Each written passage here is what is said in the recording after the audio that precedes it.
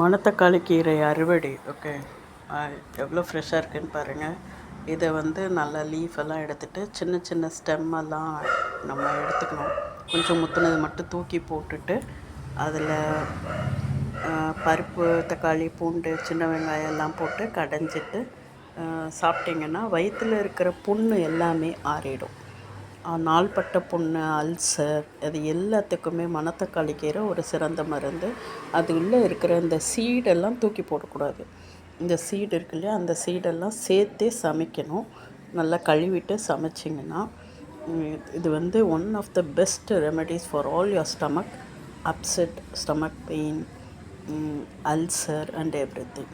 Okay, வீட்டில் நம்ம fertiliser இல்லாமல் நம்மளே கொஞ்சம் அங்கங்கே பாக்ஸ் வச்சு செடிகளை வச்சு கீரையெல்லாம் வளர்த்தோம்னா ரொம்ப நல்லது.